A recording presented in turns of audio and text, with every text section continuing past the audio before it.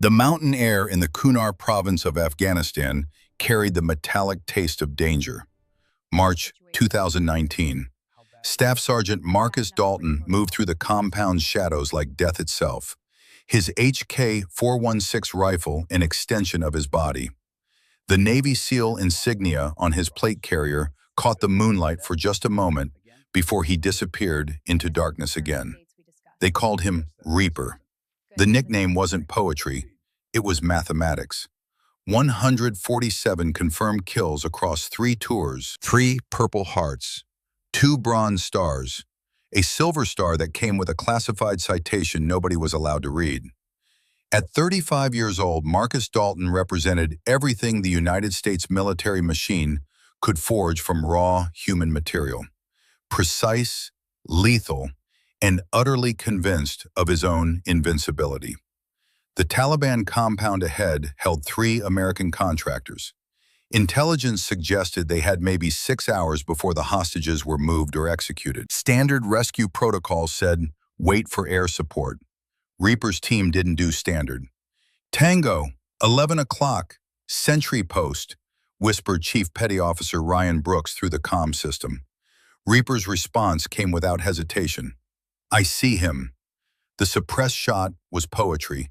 The sentry dropped without a sound, his AK-47 clattering against stone that had witnessed violence since Alexander the Great marched through these same mountains. Reaper was already moving before the body stopped twitching. The entry was textbook. Flashbang through the window, 3 seconds. Door breach. The interior of the compound erupted into chaos and thunder. Reaper moved through it like a surgeon, each shot deliberate, each movement economical. 2 tangos down in the first room, 1 in the hallway. The 4th tried to use a hostage as a shield. Bad decision. Reaper's shot entered the tango's left eye socket from 40 feet away while the man was moving. The hostage didn't even get blood on his shirt. 14 minutes after insertion, they were extracting with all 3 contractors alive. 0 SEAL casualties. 1 more legend added to the Reaper mythology. The video footage would later be shown at SEAL training facilities. This is what excellence looks like. This is what we build. But nobody showed the footage from 6 months later. That video told a different story. Camp Lejeune, North Carolina, present day, February 2024. The morning sun had that crystalline quality unique to coastal Carolina, sharp enough to cut shadows into geometric precision across the military installation. The mess hall at Camp Lejeune had served breakfast to Marines and attached Navy personnel since 1942. The building had witnessed everything. Men shipping out to Pacific Islands they'd never returned from. Desert Storm veterans swapping stories over powdered eggs. Young Marines, fresh from Paris Island, still figuring out which fork to use. But it had never witnessed what was about to happen at 0643 hours on this particular Tuesday morning. Staff Sergeant Marcus Reaper Dalton pushed through the mess hall doors with the confidence of a man who owned the ground beneath his boots. 6'3", 220 pounds of muscle and scar tissue. His Navy SEAL insignia wasn't just pinned to his uniform. It was burned into his identity like a brand on livestock. The conversations didn't stop when he entered. They paused, like someone had turned down the volume on the world for just a moment while everyone recalibrated to his presence.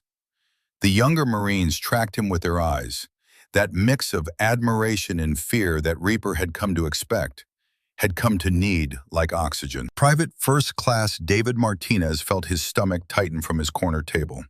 22 years old, Marine infantry. Martinez had made the mistake of hesitating during an obstacle course 3 weeks ago. Reaper had been observing the training. The hesitation lasted maybe 2 seconds. The consequences lasted 3 hours. Reaper had made Martinez do push-ups until his arms gave out, then flutter kicks until he vomited, then more push-ups in his own vomit, while Reaper explained to everyone within earshot exactly what happened to pussy Marines who freeze up when their brothers need them. The incident hadn't been officially reported. These things never were. You didn't report Navy SEALs. Not if you wanted a career, not if you wanted to avoid becoming a target yourself. Martinez watched Reaper load his breakfast tray with the precise movements of a man who treated even cafeteria navigation as a tactical operation. Eggs, bacon, toast, coffee black enough to strip paint. The kid wanted to disappear into his uniform. But Reaper wasn't looking at Martinez this morning. Reaper was looking at the woman in civilian clothes sitting alone at the corner table near the emergency exit. She was maybe 5'8", athletic build, auburn haircut in a practical style that suggested military background but wasn't regulation. She wore dark jeans, a simple gray jacket, and was reading what appeared to be a technical manual. Her back was to the wall. Her seat faced the entrance. Her body language was relaxed, but her positioning was tactical. These details registered in Reaper's predator brain immediately. What registered more was that she hadn't looked at him when he entered. Every other person in the mess hall had acknowledged his presence in some way. A glance, a nod, a sudden intense interest in their breakfast. But this woman had simply continued reading, continued eating her toast, continued existing in his space without granting him the tribute of her attention. His ego registered it like a slap. Lieutenant Sarah Hayes watched the interaction from her position 3 tables over. 26 years old, Marine Corps officer, 3 months ago, Reaper had cornered her in a supply room, his hand on her lower back, sliding down, his breath on her neck, his voice in her ear saying she looked good in uniform, that female Marines were usually distractions, but at least she was easy on the eyes. She had frozen. That's what bothered her most. All her training, all her martial arts classes, all her conviction that she'd fight back if it ever happened to her. She'd frozen. When she tried to report it to the executive officer, she got a paternal smile and a suggestion that she was maybe misinterpreting friendly advice from a decorated veteran. Reaper had PTSD, after all. Everyone knew that. Cut him some slack. Think about whether she really wanted to make accusations that could ruin both their careers. She hadn't pushed it. The shame of that lived in her chest like a stone. Now Hayes watched Reaper's attention lock onto the mystery woman, and she felt something that might have been hope mixed with dread. Hope that someone else might not back down. Dread about what Reaper did to people who challenged him.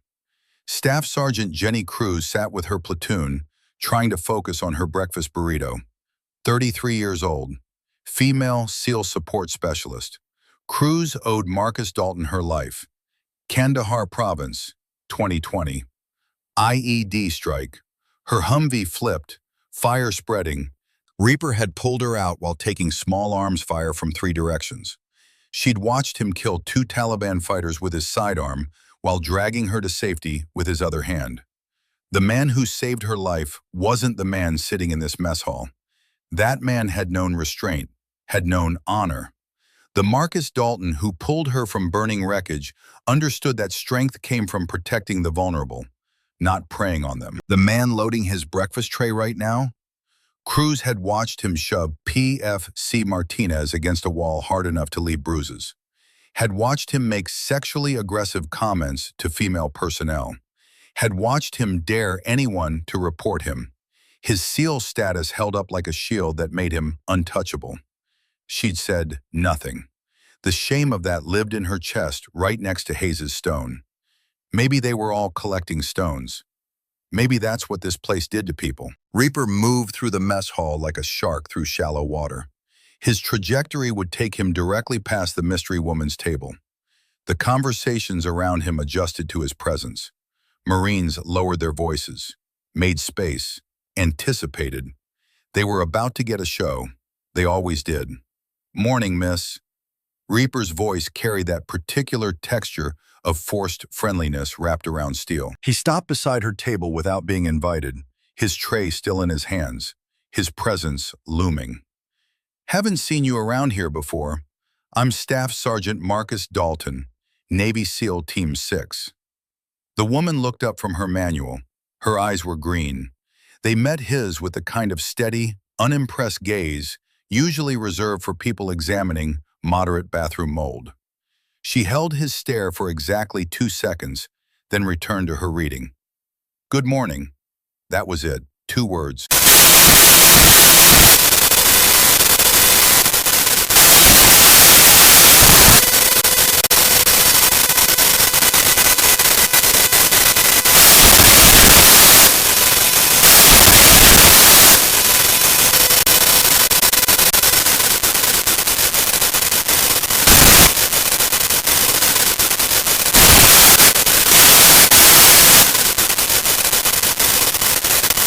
His smile remained fixed, but stopped reaching his eyes.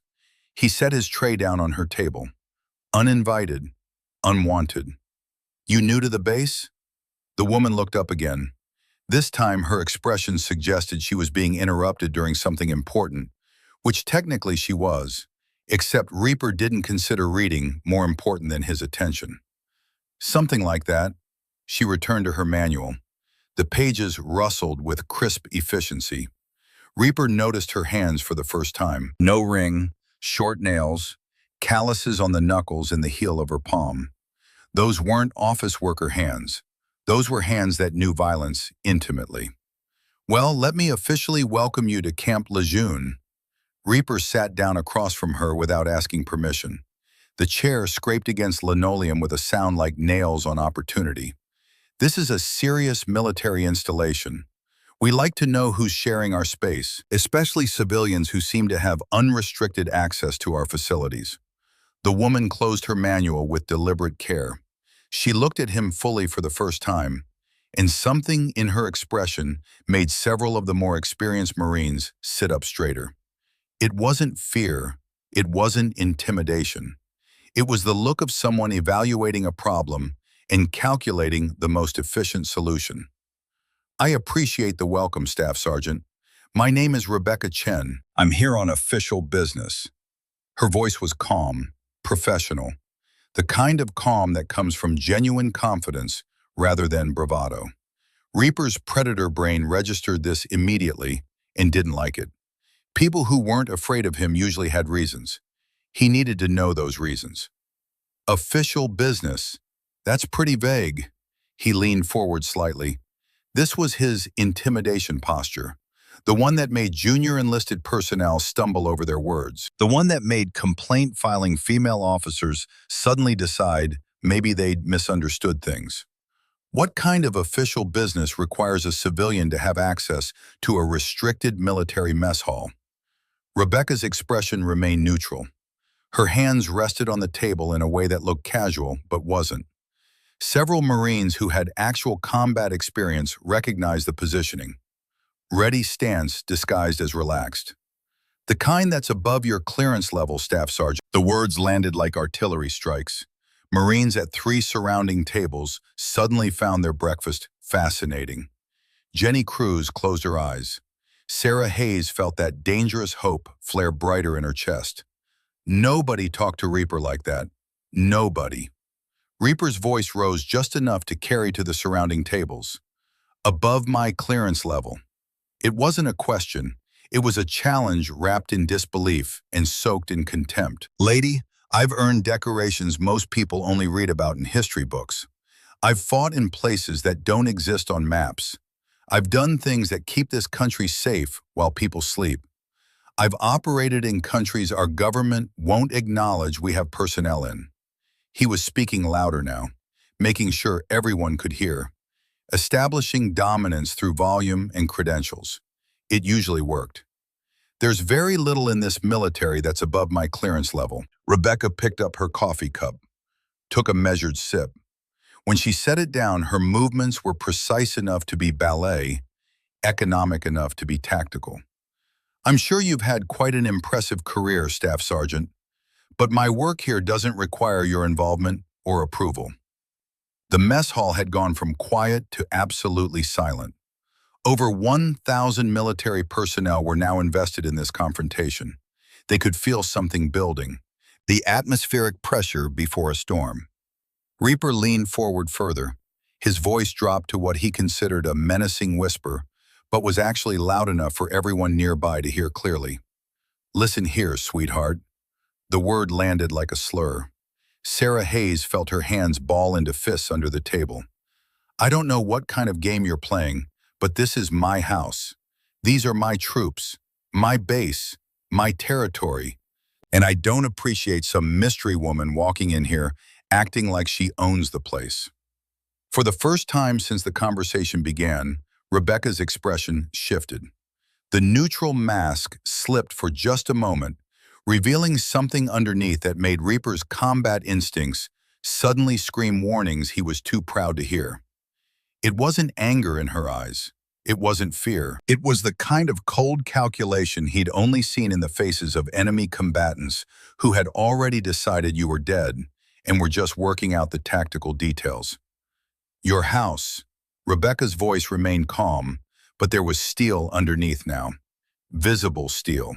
The kind that doesn't just cut, the kind that severs. Your troops.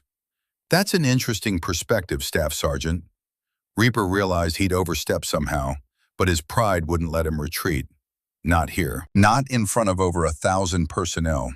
Not from some civilian woman who probably spent her days pushing papers in some Defense Department cubicle. His reputation was everything in this environment. He felt it slipping away with each word this woman spoke, and that feeling made him double down instead of backing off. That's right. And in my house, we show respect to decorated veterans who've earned their place here through blood, sweat, and sacrifice. Rebecca stood up slowly. Reaper was surprised to realize she was taller than he'd initially assessed. Maybe 5'8", 5'9". With her frame and the way she carried herself, it suggested serious physical conditioning.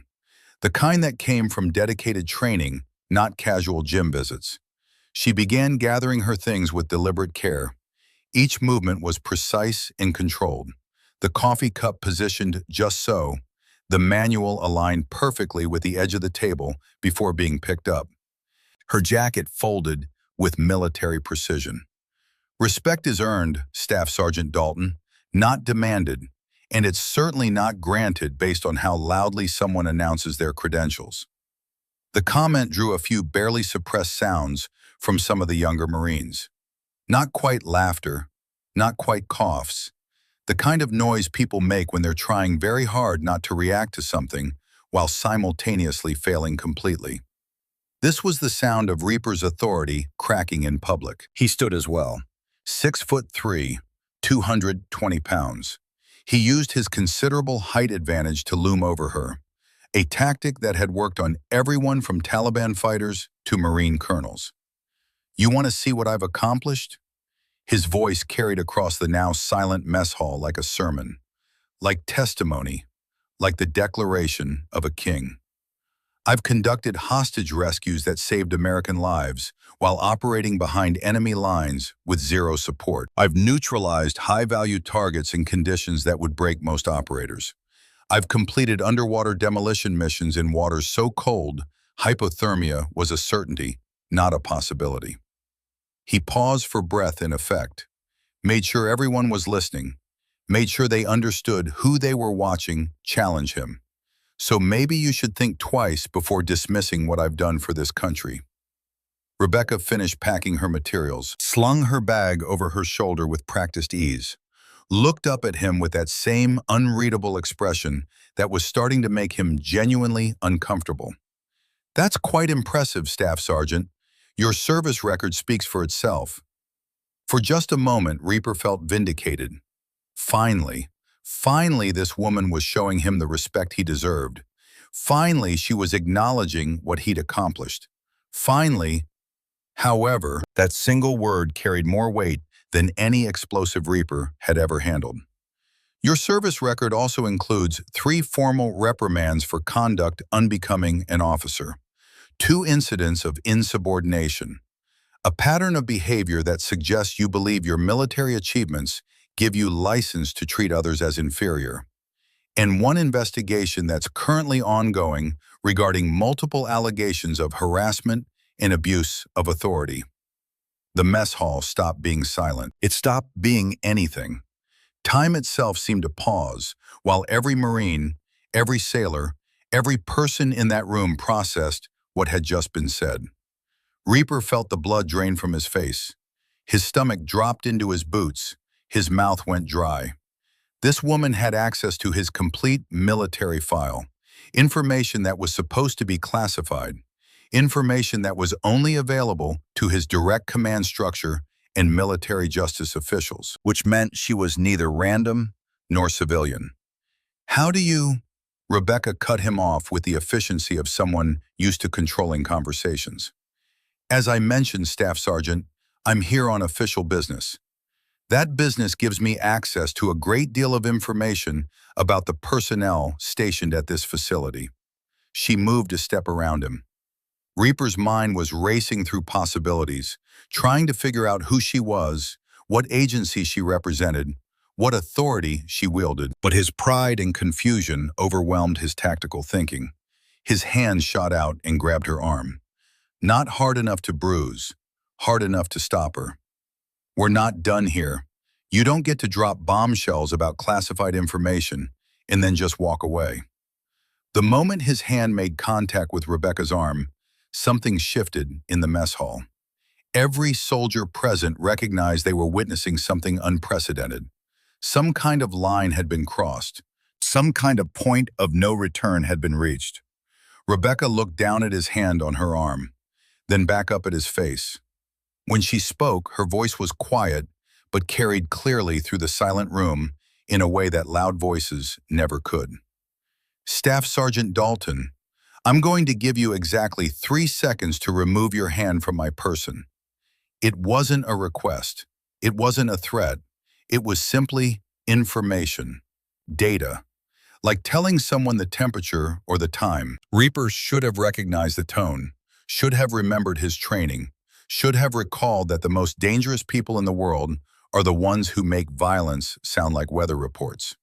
Instead, his ego answered, "Or what? You'll file a complaint? Report me to my commanding officer?" He actually laughed. The sound was harsh and artificial. "Lady, I've been through more disciplinary procedures than you've had hot dinners. Nothing sticks. It never does. You know why?" He leaned closer to her face, close enough that she could smell the coffee on his breath. "Because I'm valuable. Because I'm decorated. Because I've sacrificed more for this country than some paper-pushing bureaucrat could ever understand. That's how the real military works." Rebecca's expression didn't change, but somehow the temperature in the room seemed to drop several degrees. When she spoke, her voice was even quieter than before. 3. The word hung in the air like a death sentence. Several of the more experienced Marines began shifting in their seats. Combat veterans, people whose instincts were screaming that they were about to witness violence. The kind of violence that happens too fast to stop. Reaper's response would be talked about in military mess halls around the world for years to come, analyzed in leadership classes as an example of what not to do.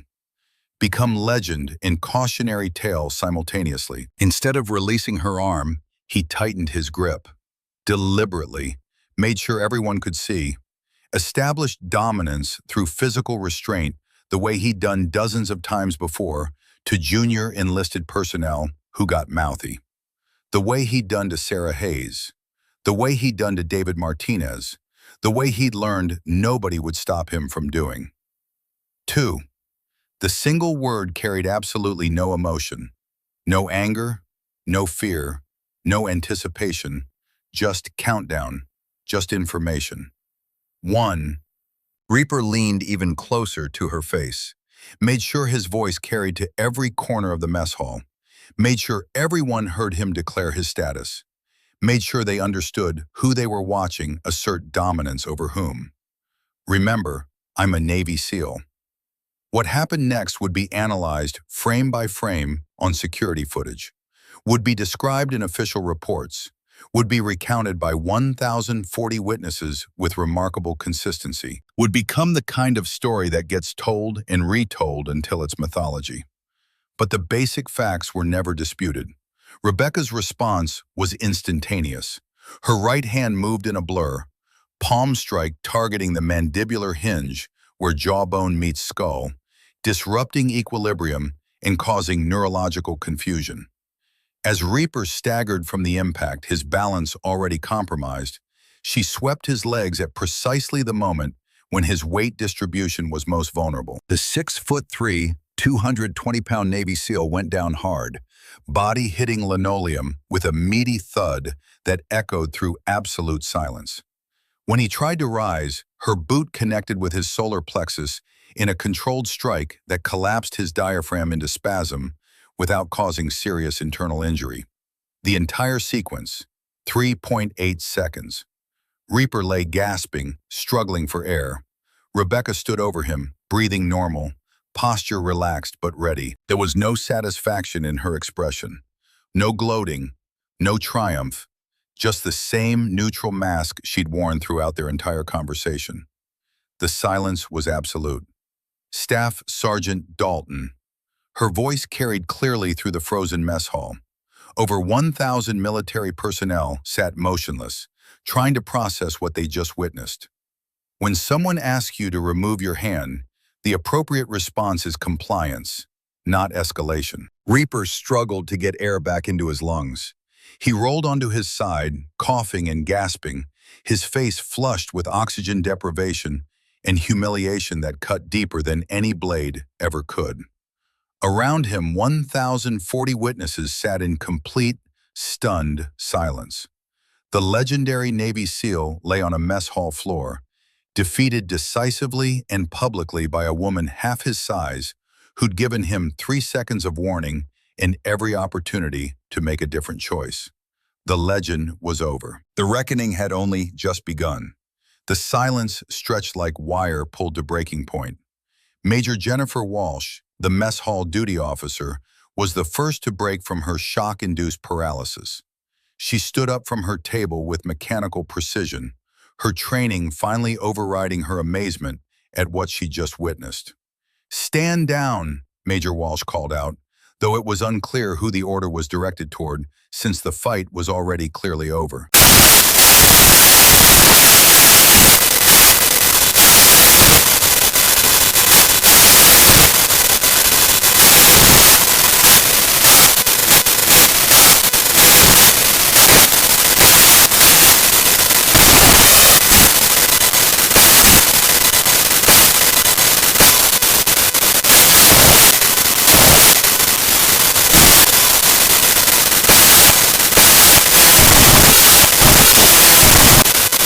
Rebecca reached into her jacket with slow, deliberate movements. Nobody was going to accuse her of making threatening gestures. She withdrew a leather credential wallet and flipped it open, holding it at eye level for Major Walsh to examine. Walsh's expression went through several transformations in rapid succession. Surprise, concern, understanding, something that might have been dread. She examined the credentials carefully. Defense Intelligence Agency, Internal Affairs Division, Senior Investigator Rebecca Chen. The photo matched. The holographic seals were legitimate. The authorization codes were current. "I see," Major Walsh said quietly, handing the credentials back. "Ma'am, I had no idea you were... I wasn't informed of your presence on the base." "That's quite all right, Major. My visit wasn't scheduled through normal channels." Rebecca glanced down at Reaper, who was finally managing to get some air back into his lungs.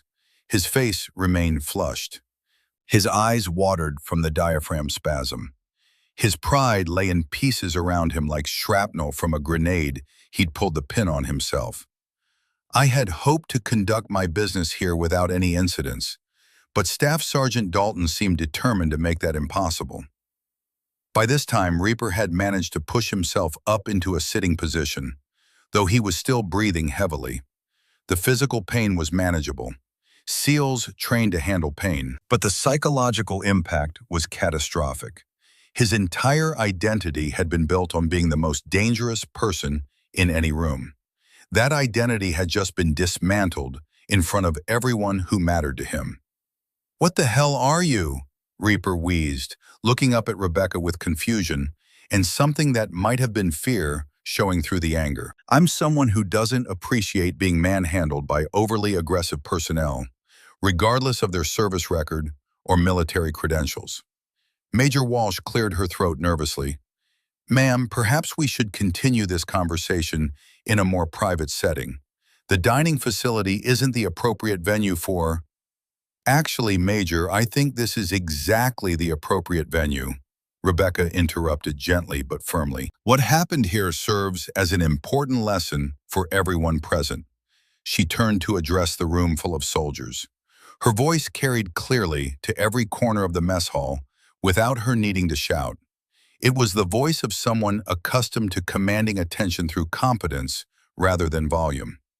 Ladies and gentlemen, what you've just witnessed is what happens when someone allows their ego to override their judgment and their respect for others. Staff Sergeant Dalton is undoubtedly a skilled and experienced military professional, but his accomplishments don't give him the right to physically intimidate or assault anyone, regardless of their gender or apparent civilian status.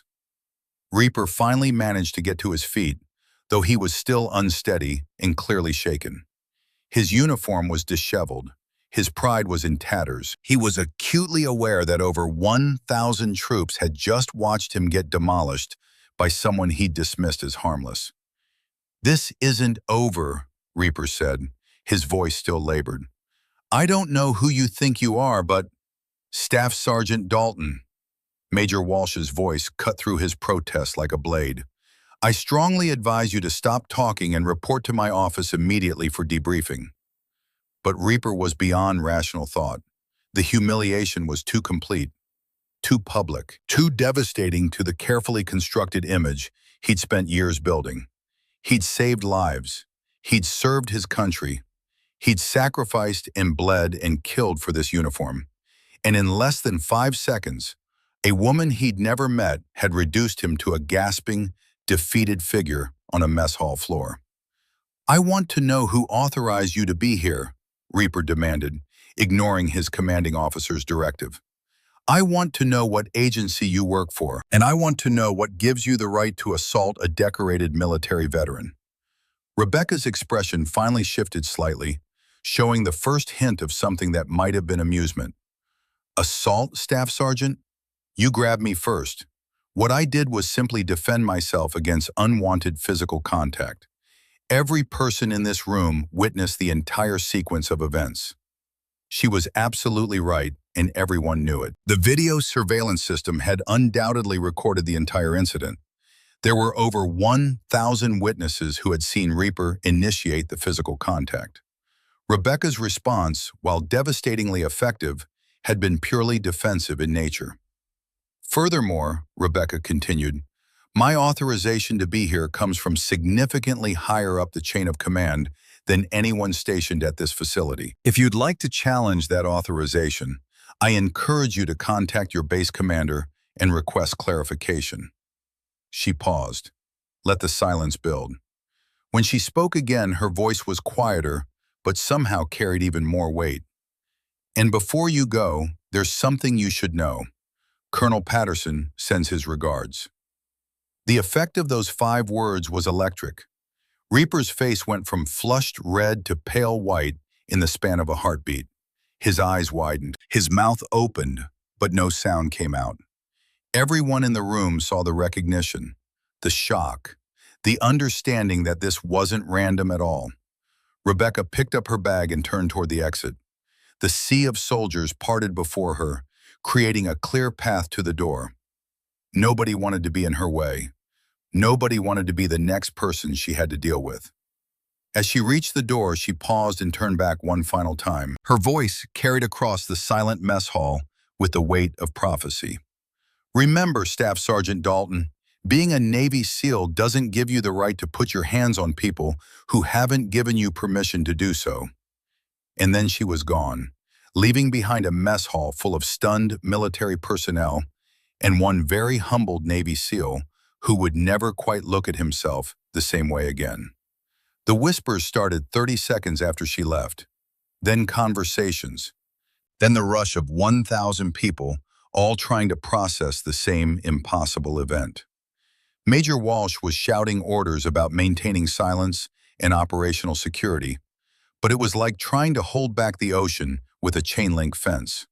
Reaper stood in the center of the chaos, his mind fixed on one detail.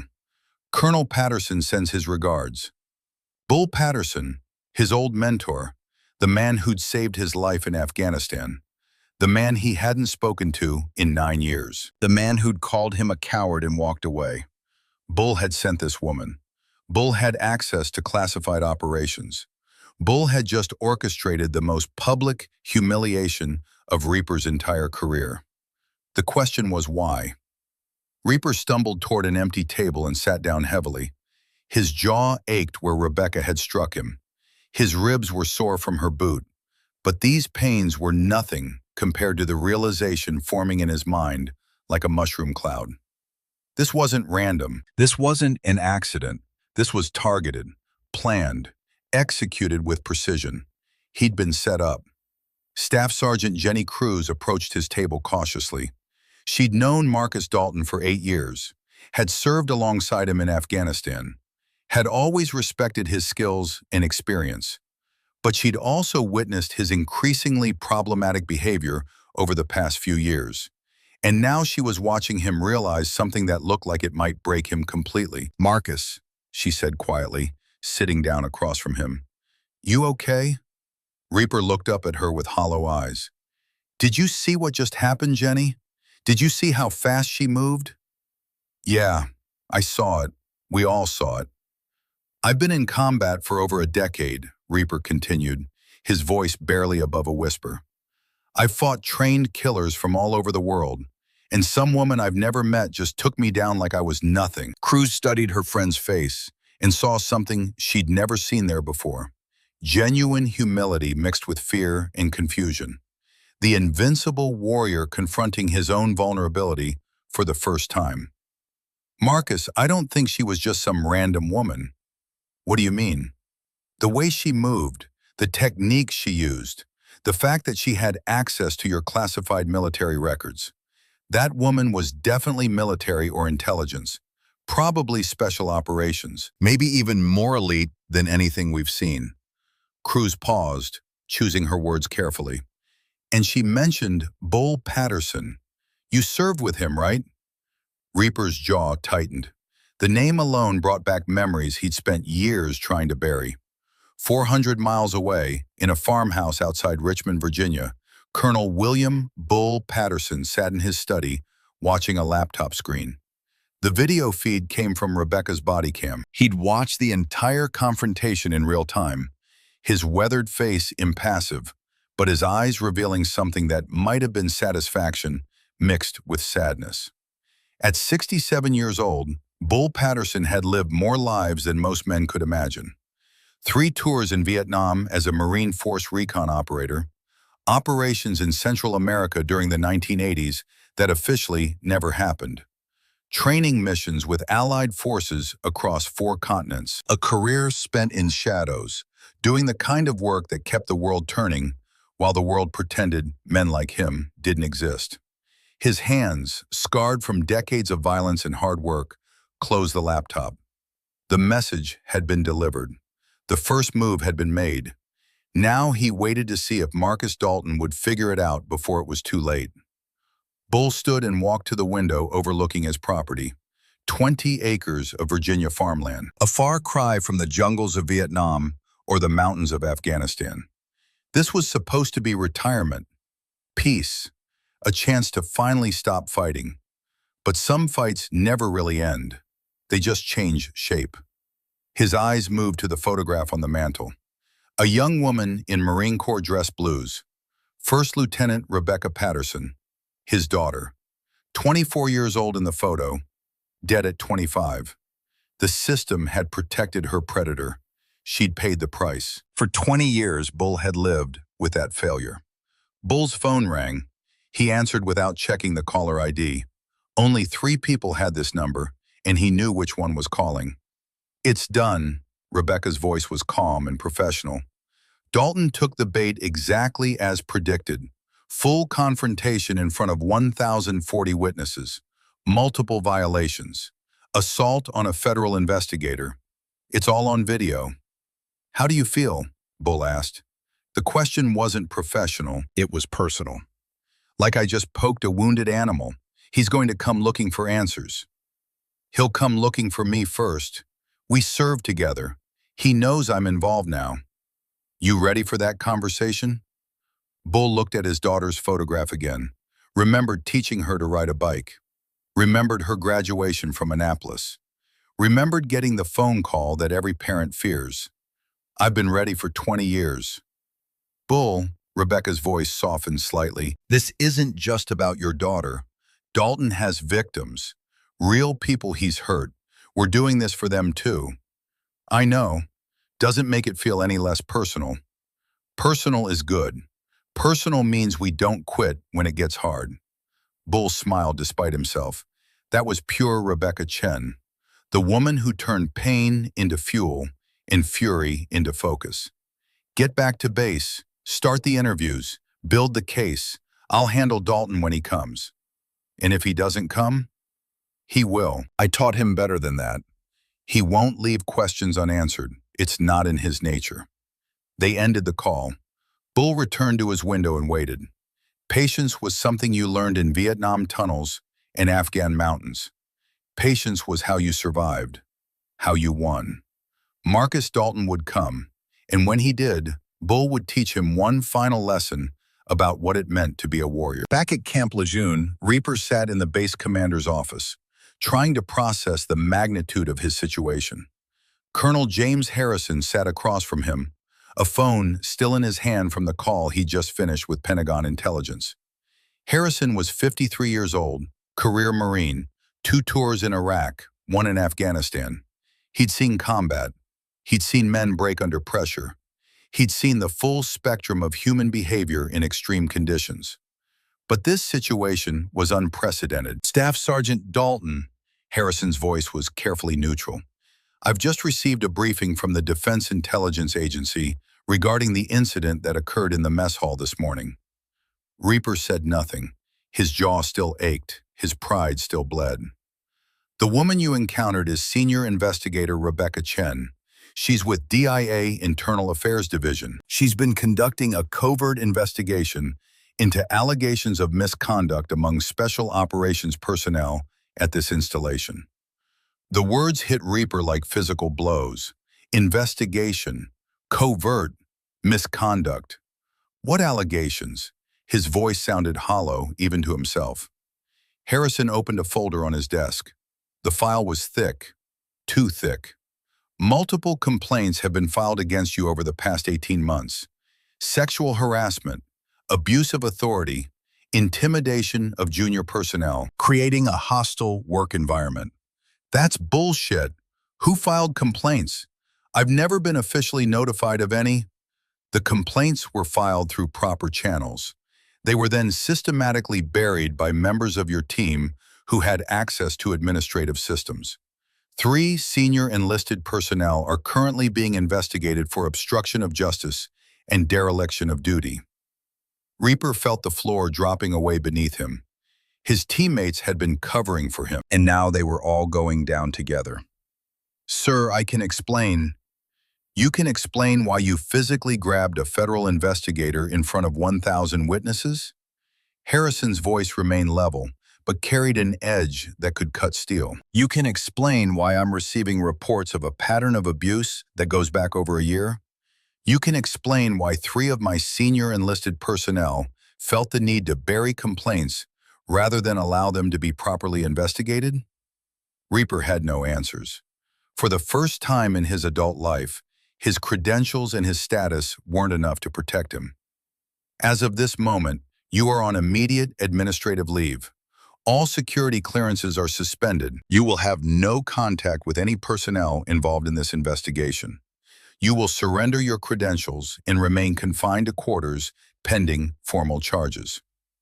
Sir, with all due respect, I'm a Navy SEAL.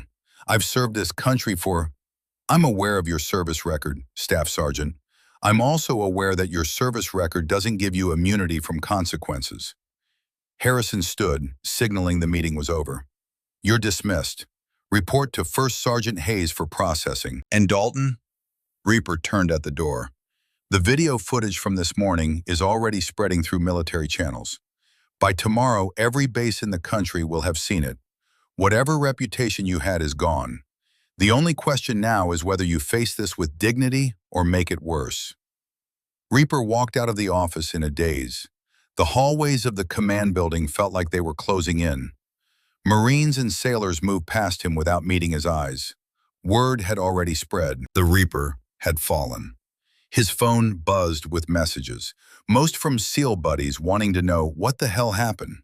A few from teammates distancing themselves. One from Chief Brooks that just said, "Bro, you need a lawyer. Now." Reaper found himself moving on autopilot, muscle memory guiding him to the parking lot. He got in his truck and started driving. No destination, just movement, just trying to outrun the reality closing in around him. His mind kept returning to one name, Bull Patterson. They'd met in Afghanistan in 2012. Reaper was 23, fresh from SEAL training, full of confidence and hunger to prove himself. Bull was 55, Marine advisor attached to the SEAL team. Everyone called him Old Man. Everyone respected him like a force of nature. The mission was supposed to be simple: capture a high-value target in a compound outside Kandahar. Intelligence said minimal resistance. Intelligence was wrong. The team had walked into an ambush, 3 SEALs pinned down in a kill zone. Reaper was one of them. He could still remember the sound of AK-47 fire tearing apart the mud walls around him, the smell of cordite and blood, the certainty that he was going to die in a country he couldn't find on a map 6 months earlier. Bull Patterson had been their salvation. The old Marine had gone into that kill zone like it was a Sunday walk. 55 years old and moving like a predator. Suppressive fire, tactical movement, extraction under contact. He'd pulled all 3 SEALs out personally. Reaper had watched Bull kill 4 Taliban fighters with a combination of rifle work and hand-to-hand combat that belonged in movies. Except it was real. The old man was real. Afterward, Bull had trained him. Hand-to-hand techniques that went back to Vietnam-era programs. Pressure point manipulations. Leverage-based fighting for smaller combatants facing larger opponents. The kind of skills that weren't in any manual because they came from experience measured in decades and bodies. Bull had also taught him philosophy, the warrior code, honor, restraint, the difference between a soldier and a killer. Real strength, Bull had said one night under Afghan stars, is knowing when not to use force. Any idiot can pull a trigger. Any thug can throw a punch. A warrior knows when violence is necessary and when it's just ego wearing camouflage. Reaper had listened, had believed, had internalized those lessons. For a while. Something had changed after 2015. Maybe it was the missions. Maybe it was the kills. Maybe it was coming home to a country that didn't understand what he'd done for them. The warrior code had started feeling like weakness. Restraint had started feeling like vulnerability. He'd run into Bull at Camp Pendleton in 2015. Reaper was between deployments. Bull was teaching a training course. They'd gone for beers like old times. Except it wasn't like old times. There'd been an incident at a bar. A female Marine lieutenant had said something Reaper didn't like. Something about SEALs being arrogant. It wasn't even directed at him personally, but he'd been drunk and angry and tired of civilians and peacetime Marines criticizing operators who actually did the dirty work. He'd grabbed her arm, made her apologize, used his size and status to intimidate her into submission. It had felt good. It had felt like reasserting order in a world that had stopped making sense. Bull had seen the whole thing. They'd fought in the parking lot afterward, not physically, worse, with words that cut deeper than any blade. "You're becoming everything I fought against," Bull had said, his voice heavy with disappointment. "You're using your skills to prey on people weaker than you. That's not warrior code. That's just being a bully in uniform." "She disrespected the teams," Reaper had shot back. Someone had to teach her respect. Respect isn't taught through fear. And you didn't defend the teams. You satisfied your ego. "You're just old, soft. The world changed while you were teaching courses and playing farmer. Bull had looked at him for a long moment, then nodded slowly. When you're ready to be a man instead of playing at being a warrior, you know where to find me. Until then, stay away from me. I don't associate with cowards. The word had hit like a bullet. Coward. Coming from Bull Patterson, it was the worst insult imaginable. Reaper had told himself Bull was wrong, told himself the old man didn't understand modern warfare or modern military culture, told himself that Bull's generation was weak and his generation was harder, stronger, more real. He'd told himself a lot of lies over the past 9 years. Now those lies were collapsing like a house built on sand. Reaper's truck had somehow driven itself to the outskirts of Richmond, Virginia, 4 hours from Camp Lejeune. He hadn't consciously decided to come here, but his subconscious had known where he needed to go. Bull Patterson's farm sat on 20 acres of rolling Virginia countryside. The farmhouse was old, but well-maintained.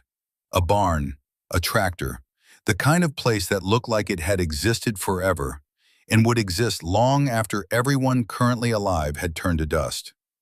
Reaper parked his truck at the end of the long driveway. He could see Bull working on the tractor near the barn. The old man hadn't looked up, hadn't acknowledged his presence. But Reaper knew Bull had heard the truck. Knew Bull was aware of every detail of his surroundings. Combat instincts didn't fade with age. Reaper got out of the truck and walked toward the barn. Each step felt like it weighed 1,000 pounds. He didn't know what he was going to say, didn't know what he wanted, didn't know anything except that he needed answers, and Bull was the only person who could provide them. Bull finished whatever he was doing with the tractor, wiped his hands on a rag, finally turned to face his former protege. The two men stood 15 feet apart. Between them lay 9 years of silence, betrayal, and choices that couldn't be unmade. Bull spoke first. His voice carried across the distance with the same authority it had carried across Afghan battlefields. "Took you long enough.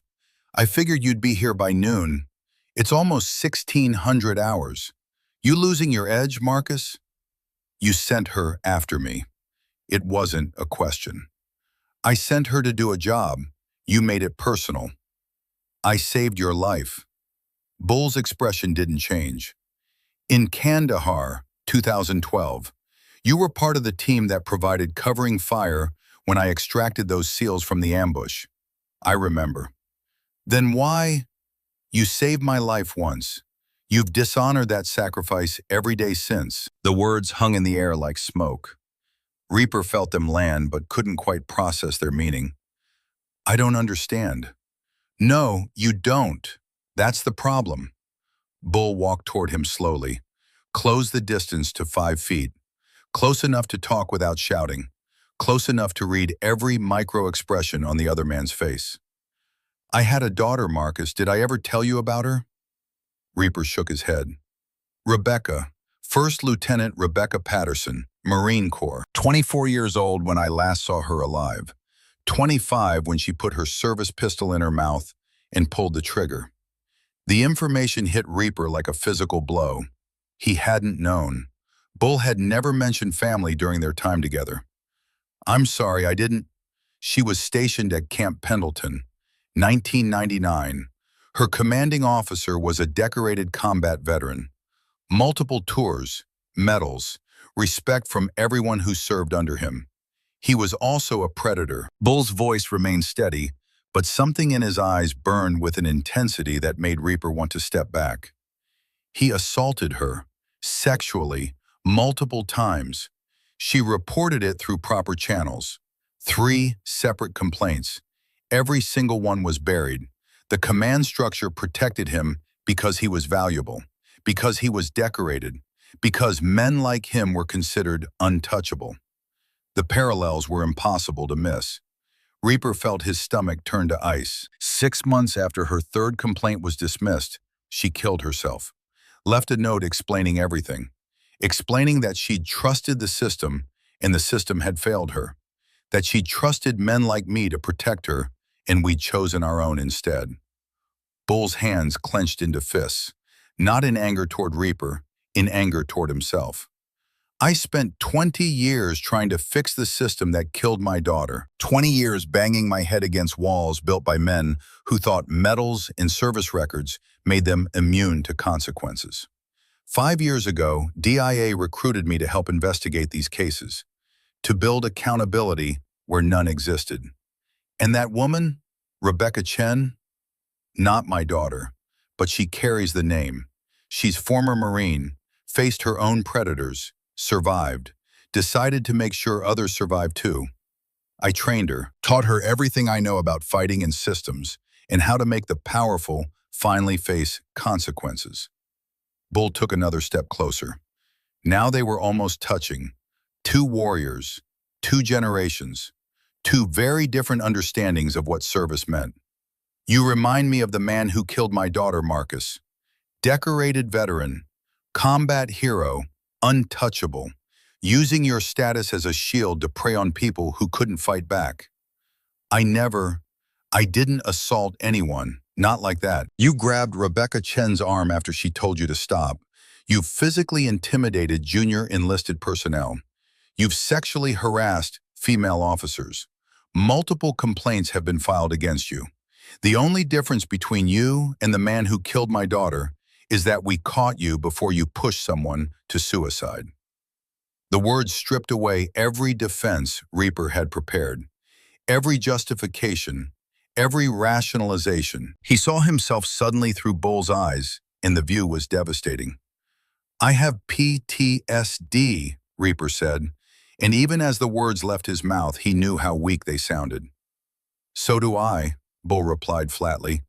3 tours in Vietnam, operations in El Salvador, Panama, Desert Storm, more combat than you'll see in 3 lifetimes. I have nightmares. I have triggers. I have days where the past feels more real than the present.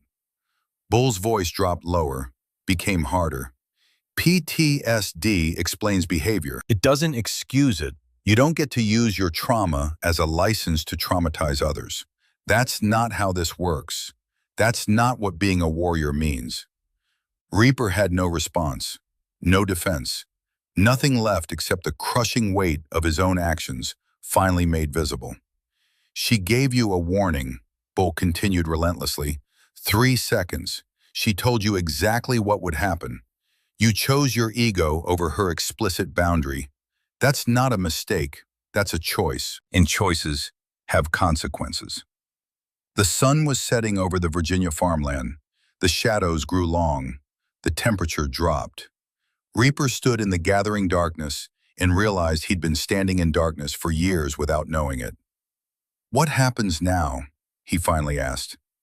Now you face the investigation, the evidence, the consequences. Now you decide whether you're going to continue being the man who assaults federal investigators in front of witnesses, or whether you're going to remember what I tried to teach you about honor. Bull turned and walked toward his farmhouse, stopped at the porch, looked back one final time. My daughter's name was Rebecca. She believed in the Corps, believed in honor, believed that men like you would protect her. She was wrong. But maybe her death doesn't have to be meaningless. Maybe the 7 people you victimized get justice. Maybe that changes something. He climbed the porch steps. His hand was on the door when Reaper called out, "Why are you telling me this? Why not just let the investigation destroy me?" Bull looked back over his shoulder. In the fading light, Reaper could see the years etched into the old warrior's face. The scars, the weight of all the things he'd seen and done and failed to prevent. Because I still believe in redemption, even for cowards, even for you.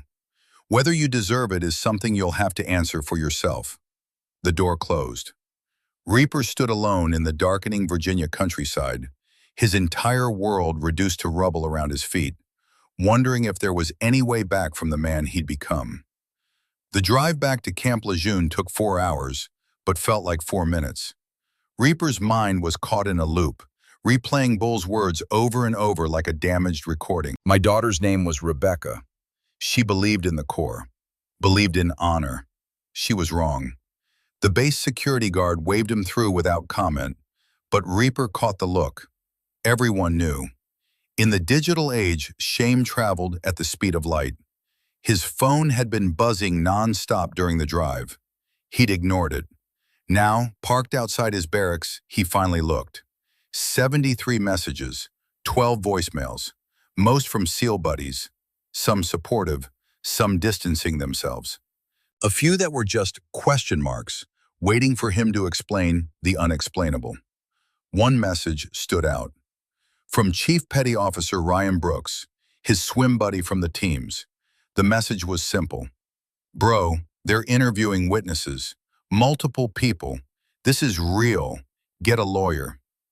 Reaper climbed out of his truck and walked toward his quarters. The March evening air carried the salt smell from the coast. Under different circumstances, it would have been pleasant. Right now, it just reminded him that even the ocean had limits, boundaries that couldn't be crossed without consequences. His quarters felt smaller than he remembered. The walls were decorated with the usual SEAL memorabilia, photos from deployments, challenge coins, a framed certificate for his Silver Star. All the physical evidence of a career built on excellence and violence. None of it meant anything anymore. He sat on his bed and tried to remember when things had gone wrong. There wasn't a single moment. It had been gradual, like hypothermia. You didn't notice until you were already dying. Afghanistan, 2018. That mission, the one that still woke him up at night. They'd raided a compound based on intelligence that said it was a Taliban weapons cache. The intelligence was right, but what it hadn't mentioned was the 3 teenage boys sleeping in the back room. They'd come out shooting with AKs that were probably older than they were. Reaper had dropped all 3 with headshots before his conscious mind had even processed what he was seeing. 14 tangos total that night, 11 adults, 3 kids. The debrief had been clinical. Enemy combatants, hostile action, clean shoot, no questions, no problems, mission success. But Reaper had seen their faces, had seen them in every quiet moment afterward. Boys who should have been worried about school, or girls, or whatever teenage boys worried about in Afghanistan. Instead, they were dead on a concrete floor while he stood over them with a smoking rifle. He'd never told anyone. SEALs didn't talk about things like doubt or guilt or the crushing weight of what they'd been asked to do. SEALs were supposed to be hard, unbreakable, machines that killed on command and felt nothing afterward. So Reaper had shoved it down, drowned it in alcohol, covered it with aggression and the kind of toxic masculinity that the teams not only tolerated, but encouraged. Real operators didn't go to therapy. Real operators didn't admit weakness. Real operators dominated every space they entered and dared anyone to challenge them. He'd become a caricature of a warrior. And somewhere in that transformation, he'd forgotten what Bull had tried to teach him about the difference between strength and brutality. A knock on his door interrupted his thoughts. Reaper opened it to find Staff Sergeant Jenny Cruz standing there with 2 cups of coffee and an expression that suggested she'd rather be anywhere else. "You look like shit," she said, handing him one of the cups. "Feel worse." Cruz came in without being invited and sat in the single chair his quarters provided. They'd served together for 8 years. She'd earned the right to bypass formalities. "I talked to DIA today," Cruz said. "They interviewed me for 3 hours." Reaper's stomach dropped. "What did you say?" "The truth, that you saved my life in Kandahar, that you're the most skilled operator I've ever worked with, that you've also become someone I don't recognize over the past few years." She sipped her coffee, didn't look at him directly. "I told them about PFC Martinez, about watching you shove him against a wall hard enough to leave bruises, about the threats, about the way you've treated female personnel like they're somehow less than because they weren't born with your specific set of chromosomes and combat experience.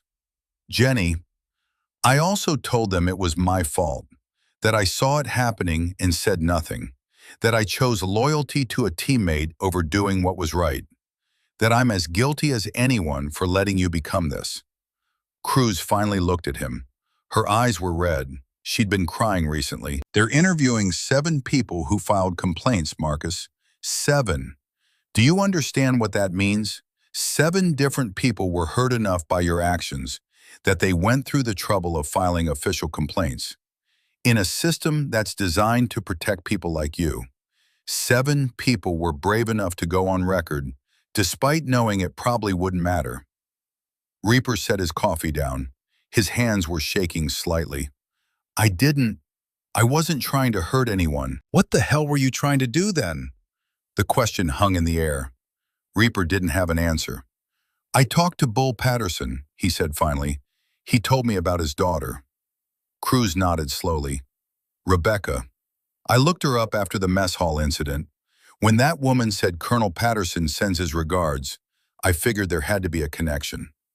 She killed herself because the system protected her abuser instead of her. And now you're the abuser the system protected. You see the irony, right? Reaper did. God help him, he did. Cruz stood up, set her coffee cup on his desk. When she spoke again, her voice was gentle but firm. They're filing formal charges tomorrow. Assault on a federal officer, multiple counts of conduct unbecoming, abuse of authority. Your lawyer is going to tell you to fight it, to attack the witness's credibility, to use your service record as a shield. She moved toward the door, stopped with her hand on the handle. For what it's worth, I hope you don't. I hope you stand up in front of those 7 people and tell them you're sorry, that you were wrong, that they deserved better. It won't fix what you did, but it might mean you're still capable of being the man who pulled me out of that burning Humvee. She left. Reaper sat alone with his thoughts and his coffee and the slow, crushing realization that his entire identity had been built on a foundation of sand and ego. The next morning brought the formal charges. Captain James Foster, his appointed military defense attorney, laid them out with clinical precision in a conference room that smelled like industrial cleaner and broken careers. Assault on a federal officer during the performance of her duties. That's the big one. 20 years maximum sentence. They won't push for maximum, but still. Foster was 42, former JAG prosecutor turned defense attorney. He'd seen every type of military criminal case imaginable.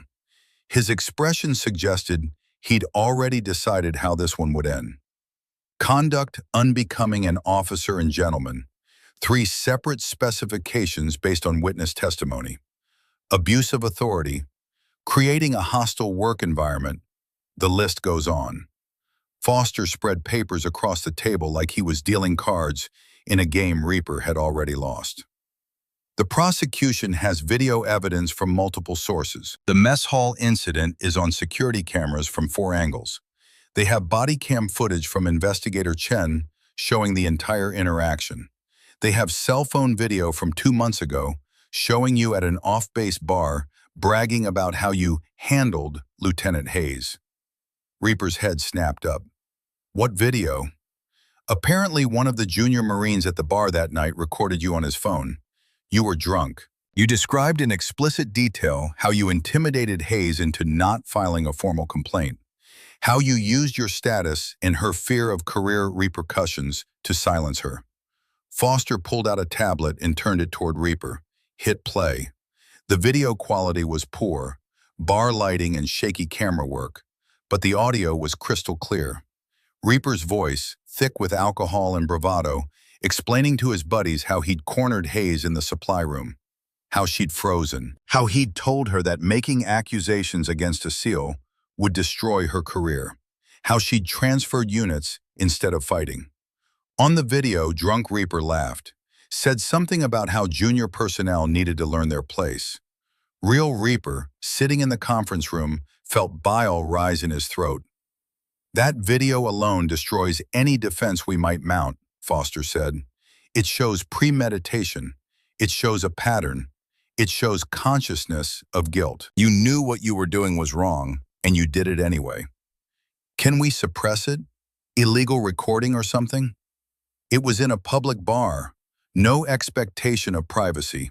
It's coming in. Foster closed the tablet, leaned back in his chair, studied Reaper with the dispassionate eye of someone calculating odds. Here's the reality. We can fight this, Attack the witness's credibility. Paint you as a decorated combat veteran being railroaded by political correctness. Play up your PTSD, your service record, everything you've sacrificed for this country. Will that work? Maybe. The panel will be military officers. Some of them will be sympathetic to the warrior being persecuted narrative. Some won't. It's a gamble. Foster leaned forward. Or you can plead guilty. Take responsibility. Throw yourself on the mercy of the court. With your service record, we might get the sentence reduced. Maybe avoid prison time entirely. Dishonorable discharge is inevitable either way. Dishonorable discharge means I lose everything. Benefits, status, identity. You lost those the moment you grabbed Investigator Chen's arm. Now we're just negotiating the terms of surrender. Reaper stood up, paced the small conference room like a caged animal. His entire adult life had been the military, the SEALs, the Brotherhood, the mission. Without that, who was he? I need time to think. You have 24 hours. After that, we have to enter a plea. Reaper left the conference room. His body moved on autopilot, muscle memory guiding him to the obstacle course, where he'd spent countless hours building the mythology that had just shattered. PFC David Martinez was running the course. Reaper watched from a distance as the young Marine attacked each obstacle with determination that bordered on desperation. Martinez had always been small for infantry, maybe 5'6", 140, soaking wet, the kind of kid who had to work twice as hard as everyone else just to meet minimum standards. The kind of kid Reaper had targeted for that exact reason. Martinez finished the course and was walking back toward the start when he noticed Reaper watching. The young Marine froze. Fear flickered across his face before he got it under control. Reaper should have walked away, should have followed the no-contact order, should have done a lot of things. Instead, he walked toward Martinez, hands visible and non-threatening. "Staff Sergeant," Martinez said, his voice tight, "I don't think you're supposed to." "I know. I'm not supposed to contact witnesses. I'm violating direct orders being here." Reaper stopped 10 feet away, close enough to talk, far enough to not be threatening. I wanted to say I'm sorry for what I did to you. The obstacle course incident, the humiliation, all of it. You didn't deserve that." Martinez stared at him like he'd started speaking Martian. "I was dealing with my own shit," Reaper continued. "PTSD I wasn't treating. Guilt I wasn't processing. And I took it out on you because you were smaller and younger and couldn't fight back. That's not what a leader does. That's what a bully does." Martinez's expression cycled through confusion to anger to something that might have been cautious hope. "Why are you telling me this?" "Because tomorrow I'm probably going to plead guilty to charges that will end my career. And before that happens, I need you to know that what I did to you was wrong. Completely, inexcusably. It had nothing to do with your performance or your capability. It was about my weakness, not yours." "They're interviewing me tomorrow," Martinez said quietly. "DIA, about the wall incident and everything else. Tell them the truth, all of it. Don't hold back because you think it might help me. I don't deserve help. Those 7 people who filed complaints deserve justice." Reaper turned to leave, then stopped. "You're going to be a better Marine than I ever was. You know why? Because you'll remember what it feels like to be on the receiving end of abuse. You'll remember and you'll make damn sure you never inflict that on someone else. That's the kind of leader the Corps needs." He walked away before Martinez could respond. The young Marine stood on the obstacle course for a long time afterward, trying to process an apology he'd never expected to receive. The DIA interviews took place over the next 3 days in a secure conference room that felt designed to extract truth through sheer discomfort. Rebecca Chen conducted most of them personally, with Bull Patterson observing via video link from Virginia. Lieutenant Sarah Hayes was first. She sat with military posture, hands folded on the table, and recounted the supply room incident with clinical precision. The unwanted touching, the comments about her appearance, the veiled threats about career consequences if she reported. He made me feel like my body was the only thing that mattered, Hayes said, her voice steady despite the tears on her cheeks. Like all my training and education and effort were irrelevant because I happened to be born female. And when I tried to report it, I was told I was making waves, that I should consider his PTSD, that maybe I'd misunderstood. Rebecca took notes, but her expression never changed. She'd heard versions of this story too many times. Different names, different details, same underlying rot. Did you consider that you might have misunderstood? Rebecca asked gently. Every day, I convinced myself maybe I was overreacting. Maybe it was just friendly banter that I took wrong. Maybe I was being too sensitive. Hayes looked directly at the camera, knowing Bull was watching. But then I saw him do the same thing to other women, saw the pattern, realized it wasn't about me specifically, it was about power, about reminding us that we were allowed in his space only as long as we accepted being objectified and intimidated. The interview lasted 2 hours. When it was over, Hayes felt lighter somehow, like she'd been carrying a weight she hadn't fully acknowledged until it was removed. PFC Martinez's interview was shorter but more emotional. The young Marine broke down twice while describing the obstacle course incident and its aftermath. I thought about eating my gun, Martinez admitted, the words coming out in a rush like poison being expelled. After he humiliated me in front of everyone, after he made me do PT in my own vomit, after everyone saw me as weak, I thought maybe they'd be better off without me. Rebecca stopped taking notes, leaned forward. When she spoke, her voice carried the weight of someone who understood exactly what Martinez was describing. But you didn't. You're still here. Why? My mom, she's the reason I joined, wanted to make her proud. If I'd done that, it would have destroyed her. Your mom should be proud. You survived something that was designed to break you. You filed a complaint knowing it might not matter. You're sitting here now telling your story. That takes courage. Martinez wiped his eyes. It doesn't feel like courage. Courage never does. It feels like fear and nausea in doing it anyway. The pattern repeated across 7 interviews, 7 different stories, 7 different people who'd been targeted by someone who'd forgotten that power comes with responsibility. Staff Sergeant Jenny Cruz's interview was last and proved to be the most damaging to Reaper's case, precisely because she was clearly conflicted about giving it. Marcus Dalton saved my life, Cruz said from the start. I need that on record. Kandahar, 2020, IED strike. He pulled me out of a burning vehicle while taking fire from 3 directions. I owe him everything.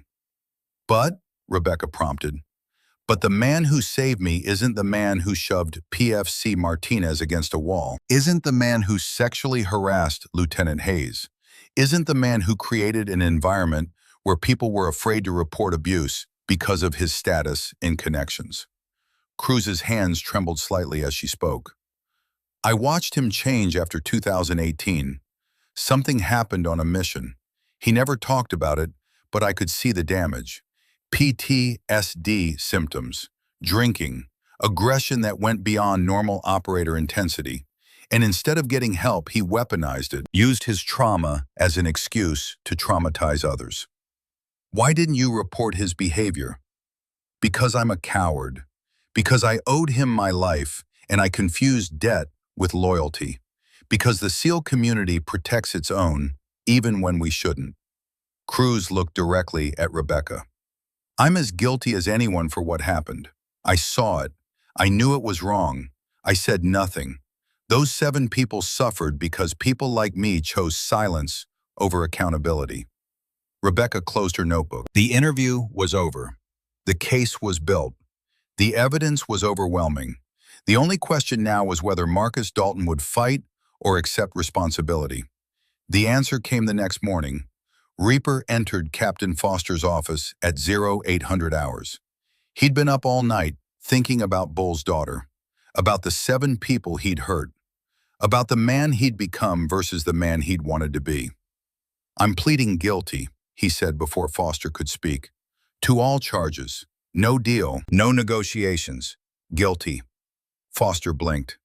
"Marcus, I strongly advise—" "I don't want advice. I want to plead guilty and face whatever consequences come. Those people deserve that much. You understand this means dishonorable discharge, possible prison time, loss of all benefits except combat-related medical care?" "I understand." Foster studied him for a long moment. "What changed your mind?" "I talked to Bull Patterson. He made me see what I'd become. And I realize I have two choices. I can fight this and drag 7 victims through hell to maybe salvage scraps of a career that's already dead. Or I can stand up and admit I was wrong, accept consequences, maybe salvage some small piece of honor from this wreckage. Honor won't keep you warm in Leavenworth. No, but it might let me look at myself in the mirror again someday." The hearing was scheduled for the following week. Military justice moves faster than civilian courts when the evidence is overwhelming and the defendant isn't fighting. The courtroom was smaller than Reaper expected. 5 officers sat as the panel. 3 men, 2 women. All field-grade officers with combat experience. All wearing expressions that suggested they'd already decided how this would end. Major Peters handled the prosecution. He was efficient and merciless, laying out the evidence with surgical precision. Video from the mess hall showing Reaper grabbing Rebecca Chen. Security footage of him shoving Martinez. The bar video of him bragging about intimidating Hayes. Testimony from 7 victims. The evidence portion took 4 hours. When it was done, there was no doubt about Reaper's guilt. The only question was severity of punishment. Captain Foster's defense was brief. Service record, combat decorations, PTSD diagnosis. He painted a picture of a good man broken by war and bad choices. It was competent but ultimately ineffective against the mountain of evidence. Then came the victim impact statements. The panel allowed each of the 7 complainants to address the court directly, to explain how Reaper's actions had affected their lives. Martinez spoke about the suicide ideation, the therapy he was still attending, the way he flinched whenever someone raised their voice. Hayes described the career doubt, the way she'd considered leaving the corps she loved because one man had made her feel unsafe in her own uniform. Cruz, not a victim but a witness, spoke about the guilt of silence, the way complicity in abuse was itself a form of betrayal. By the time all 7 had spoken, several panel members were visibly emotional. This wasn't abstract justice. This was real harm to real people. The panel chair asked if the defendant wished to make a statement before sentencing. Foster advised against it. Anything Reaper said could be used to justify harsher punishment. Reaper stood anyway. "I have no excuse for what I did. PTSD explains behavior. It doesn't excuse it. I had options, therapy, treatment, support. I chose ego and aggression instead. I chose to make my trauma everyone else's problem." His voice was steady but quiet, stripped of the bravado and authority that usually characterize his speech. To PFC Martinez, Lieutenant Hayes, Staff Sergeants Cruz and Chen, and the 3 other complainants whose names I won't say publicly to protect their privacy, "I'm sorry. Completely. Those words can't undo harm, but they're all I have to offer." He paused, looked directly at the panel. "I'm guilty of every charge. I deserve whatever sentence you impose. The only thing I ask is that you make the consequences clear in public, so the next operator who thinks his status makes him untouchable will know it doesn't. So the next victim who thinks reporting won't matter will know it might." He sat down. Foster looked at him like he just committed professional suicide, which, technically, he had. The panel deliberated for 6 hours. When they returned, their verdict was unanimous on all counts. Guilty of assault on a federal officer.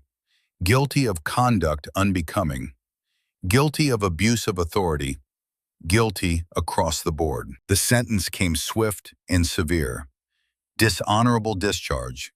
Reduction to E1, the lowest enlisted rank. 18 months in military prison at Fort Leavenworth. Forfeiture of all benefits except VA medical care for combat-related PTSD treatment. The gavel fell. Marcus Reaper Dalton, Navy SEAL, ceased to exist. In his place was seaman recruit Marcus Dalton, prisoner. Reaper's mother attended the sentencing. She sat in the back of the courtroom, crying quietly while her son was led away in handcuffs. She'd been proud of his service, proud of his decorations. Now she was watching him pay for crimes she hadn't known he was capable of committing. Rebecca Chen stood in the hallway afterward, watching through the window as Reaper was processed for transport to Leavenworth. Bull Patterson had driven up from Virginia to be present for the verdict. He stood beside her, silent. "How do you feel?" Bull asked finally. "Like we won. Like it doesn't feel as good as it should. Justice rarely does. Revenge feels good. Justice just feels necessary." Rebecca turned to face her mentor. "Your daughter didn't get this. She didn't get to see her abuser face consequences." "No, but 7 other people did, because you were brave enough to do the work. Because you didn't let his status or his service record become a shield." Bull pulled out his phone and showed Rebecca a photo. Young woman in marine dress blues, Rebecca Patterson, smiling, alive, full of potential that had been stolen from her. "She'd be proud of what we did today, what you did." Rebecca felt tears she'd been holding back start to fall. She'd been professional through the entire investigation, clinical, detached. But seeing that photo, thinking about the 20-year-old case that could have ended like this one if the system had worked, broke something loose. "We can't save everyone," she said. "No, but we can save some. And we can make sure the ones we couldn't save aren't forgotten. That their deaths meant something. That the system that failed them gets a little bit better." They stood in silence for a moment. Then Rebecca's phone buzzed with a new assignment. Another base, another investigation. Another operator who thought his credentials made him immune to accountability. "You going?" Bull asked. "Yes." "Then come by the farm this weekend. We'll review the case. See what lessons we can apply to the next one." Rebecca nodded. The work continued. It always continued. Because the rot in the system didn't appear overnight, and it wouldn't be fixed overnight. Each case was a small victory in a long war. But they were winning, one case at a time, one abuser held accountable at a time, one victim who saw justice served at a time. 6 months later, Fort Leavenworth Military Prison was exactly as miserable as Reaper had expected. The cells were small, the routine was numbing. The other prisoners were a mix of people who'd made mistakes and people who'd made choices. Reaper fell into the latter category. Mandatory therapy 3 times a week was the worst part. Not because it was painful, but because it forced him to confront everything he'd spent years avoiding. Dr. Sarah Mitchell was a VA psychiatrist who specialized in combat trauma. She didn't let him hide behind his service record or his SEAL status. "Tell me about Afghanistan." 2018, she said during their 8th session. Reaper had been dreading this, avoiding it. But prison had a way of removing the distractions that let you avoid things. Raid on a compound outside Kandahar. Taliban weapons cache. Intelligence said minimal resistance. But intel was wrong, or incomplete. When we breached, there were 14 combatants, 11 adults, 3 teenagers, maybe 15, 16 years old. They came out shooting. His hands trembled. He noticed and forced them still. "I killed all 3 of them. Headshots, center mass, professional, clean, by the book." But they were kids. They should have been worried about school or whatever Afghan teenagers worry about. Instead, they died on a concrete floor because I put bullets in their brains. Doctor. Mitchell made notes. Her expression remained neutral, but not cold. "And you never process that trauma. SEALs don't do therapy. We're supposed to be hard, unbreakable. So you self-medicated with alcohol and aggression, turned your trauma outward, made it everyone else's problem. It wasn't a question. Reaper nodded anyway. Here's what I want you to understand, Marcus.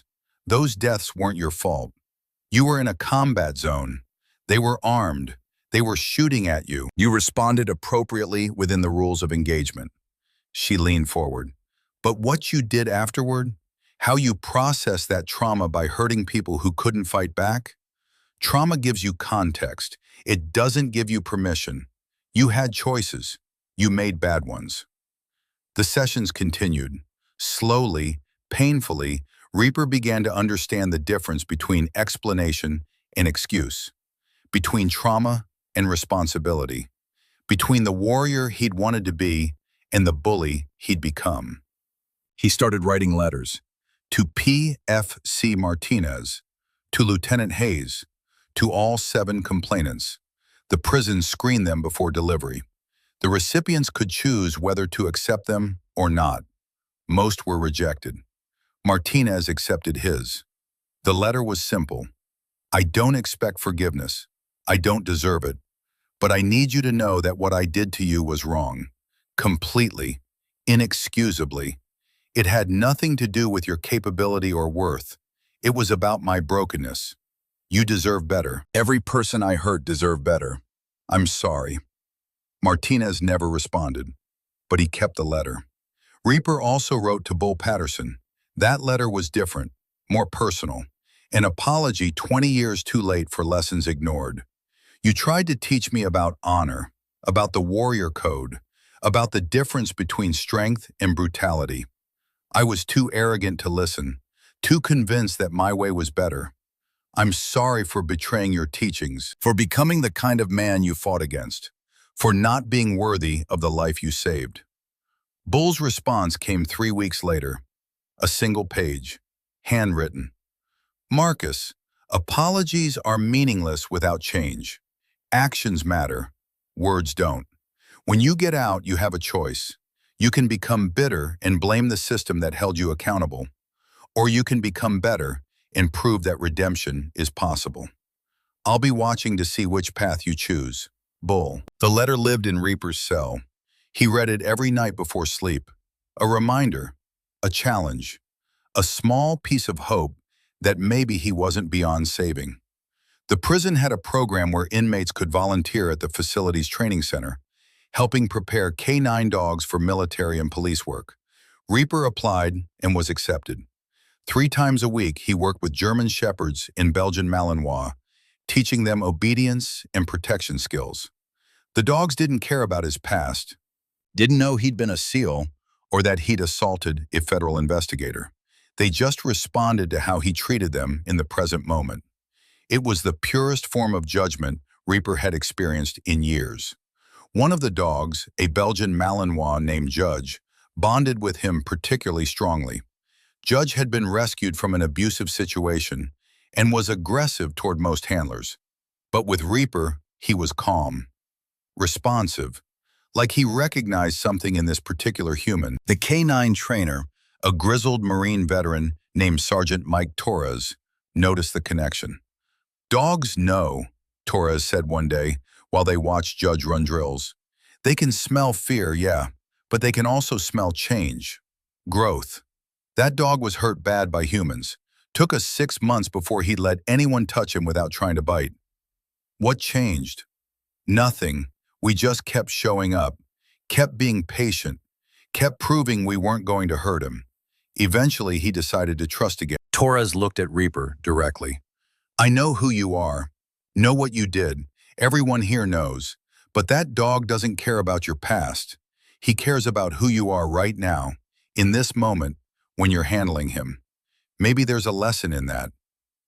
Reaper thought about that conversation for weeks afterward, about the difference between who he'd been and who he could become, about whether redemption was even possible for someone who'd caused the kind of harm he had. He didn't have answers, but he was starting to ask better questions.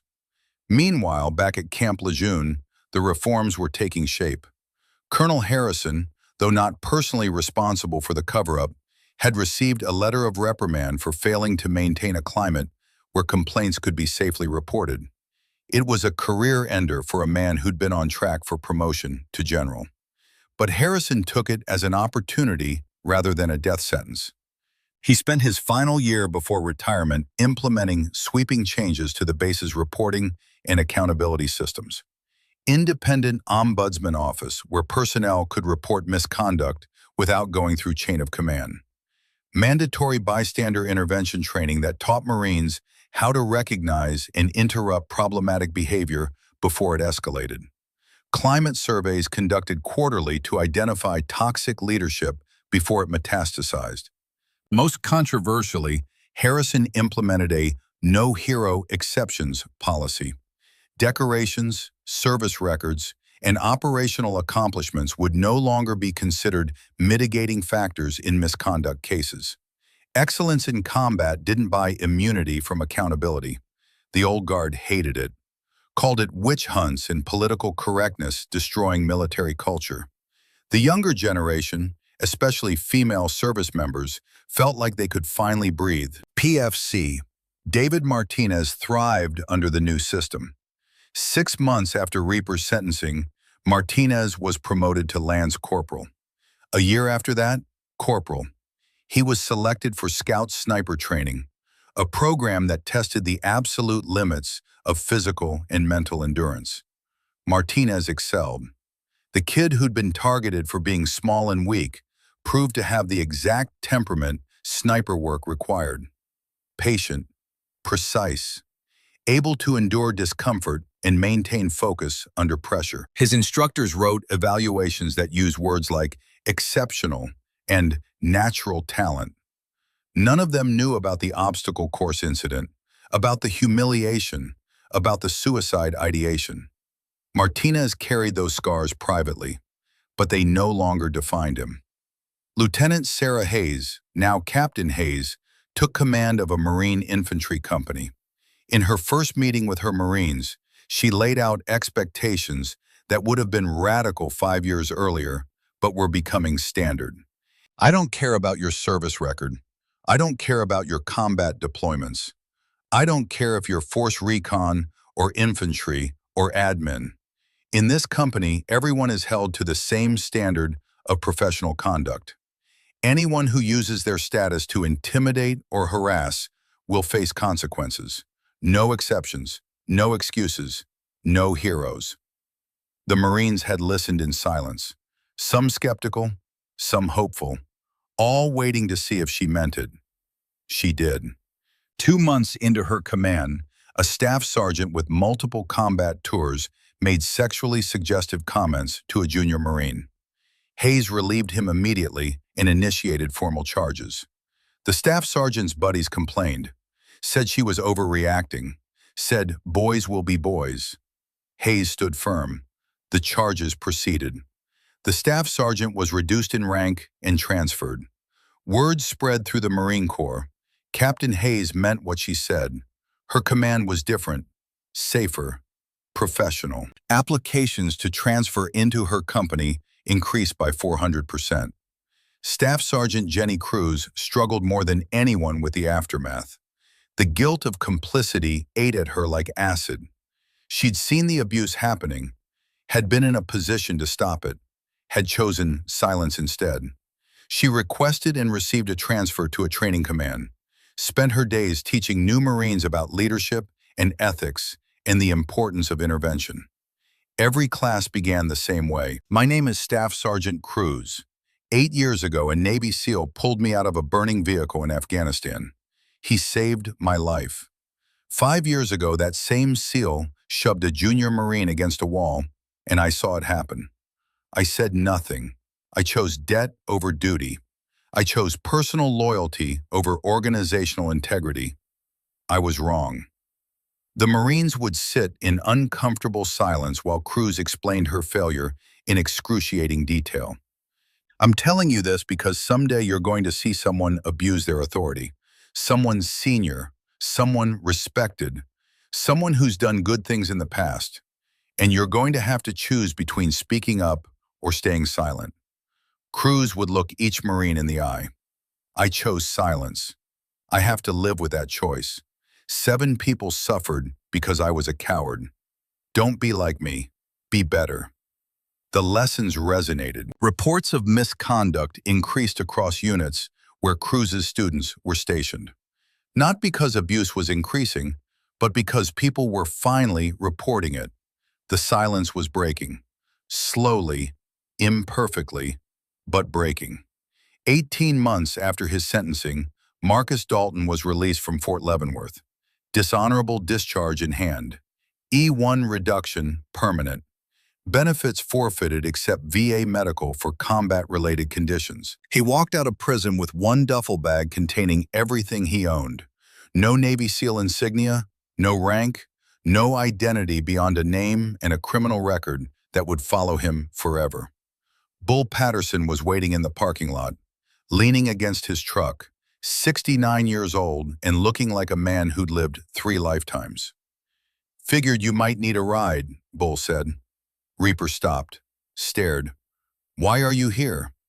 Because I told you I believe in redemption, even for cowards. Time to see if I was right. They drove in silence for 30 minutes before Bull spoke again. I've got a job for you, if you want it. Doing what? I'm a dishonorably discharged former SEAL with a conviction for assaulting a federal officer. Nobody's hiring me for anything. I am. Homeless veterans shelter in Richmond needs security. Night shift. Minimum wage. You'd be protecting people who can't protect themselves. People society forgot about. People who made mistakes or had bad luck, or just couldn't handle coming home from war. Bull glanced at him. People like you. Reaper was quiet for a long time. You think I deserve redemption? I think you have a choice. Bitter or better. Nobody can make that choice for you. What if I choose wrong? Then you prove I wasted my time believing in you. Won't be the first time I was wrong about someone. They pulled up to the homeless shelter, a converted warehouse in a rough part of Richmond. The sign out front read, Operation Second Chance. A dozen men, all veterans, sat on the steps smoking and talking. They watched Reaper get out of the truck with the wariness of people who'd learned not to trust easily. This is Marcus, Bull told the shelter director, a former Army Ranger named James Chen. He's starting night security tonight. Chen looked at Reaper, really looked, saw the scars and the shame and the uncertainty. You a veteran? Yes, sir, Navy, discharged. Chen didn't ask what kind of discharge. Didn't need to. The shelter was full of men with dishonorable and other than honorable paperwork. Full of people who'd made bad choices or gotten bad breaks. You ever hurt anyone who didn't deserve it? The question hung in the air. Reaper could lie, could deflect, could make excuses. Yes, sir, multiple people. I was wrong, paid consequences, trying to be better. Chen nodded slowly. Okay then, you'll fit right in. Everyone here has things they're not proud of. We don't judge. We just try to do better today than we did yesterday. He handed Reaper a security uniform and a time card. Shift starts at 2200. Don't be late. The work was humbling in ways Reaper hadn't anticipated. As a SEAL, he'd been elite, special, set apart from normal humanity by training and accomplishment. At the shelter, he was just another body in a uniform, making sure doors stayed locked and residents stayed safe. The veterans who lived there were broken in all the ways Reaper was learning he'd been broken. PTSD, substance abuse, trauma turned inward or outward, or both. Some nights he'd talk to them during his rounds, hear their stories, recognize pieces of himself. One resident, a former Marine named David Thompson, had severe PTSD from Iraq. He'd come home and couldn't hold a job, couldn't maintain relationships, couldn't function in a society that didn't understand what he'd seen and done. I killed people, Thompson said one night during a 3 a.m. conversation. Not in combat, after, when I came home, got into a bar fight, guy died, I went to prison, now I'm here. You getting help? Reaper asked. Therapy twice a week, VA group sessions, Medication for the nightmares. It helps some. Doesn't fix everything. Thompson looked at Reaper. You got that look. Like you've seen things, done things. What's your story? Reaper hesitated, then decided honesty was the only path forward. I was a SEAL, good operator, decorated, but I brought my war home wrong. Took my trauma out on people who didn't deserve it. Assaulted a federal investigator. Went to Leavenworth for 18 months. Thompson whistled low. That's a hell of a fall. Yeah. You bitter about it? The question echoed Bull's challenge. I'm trying not to be, trying to focus on being better instead. How's that working out? Ask me in a year. The months passed. Reaper worked nights at the shelter, attended VA therapy sessions, started taking online classes in counseling and social work, slowly built something that resembled a life from the wreckage of his past. He didn't advertise his SEAL background, didn't talk about his combat record. That person felt like someone else, someone he'd been before he understood the difference between strength and brutality. Bull checked in monthly, never stayed long, just making sure Reaper was still on the path toward better rather than bitter. How's the work? Bull asked during one visit. Hard, humbling, good. You still doing therapy? 3 times a month, VA group for combat veterans, individual sessions with Dr. Mitchell. She helping? Making me face things I'd rather avoid. So yeah, helping. Bull nodded approvingly. Rebecca asked about you. Reaper looked up sharply. Agent Chen? She's working another case, another base, another operator who thought his credentials made him untouchable. She wanted to know if you'd recovered. What did you tell her? That recovery isn't something you achieve. It's something you practice. Every day, and you're practicing. 5 years after his release from Leavenworth, Marcus Dalton had built something that resembled peace. Not happiness. The people he'd hurt didn't get happiness, and neither did he. But peace. The kind that comes from accepting consequences and doing the work of becoming better.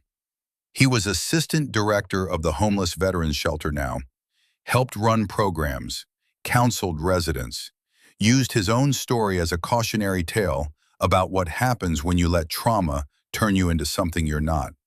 He still had nightmares about Afghanistan, about the 3 teenage boys, about the mess hall floor, and Rebecca Chen standing over him. But the nightmares were manageable now, part of the landscape of his mind, rather than floods that swept everything away. PFC Martinez, now Gunnery Sergeant Martinez, reached out via email one day. The message was brief. Heard you're working with homeless vets. Good work. Doesn't erase the past, but it's something. I'm doing okay. Thanks for asking back then. Martinez. Reaper read the email 50 times, cried more than he'd admit, responded with equal brevity. Thank you for telling your story, for being brave when I was a coward.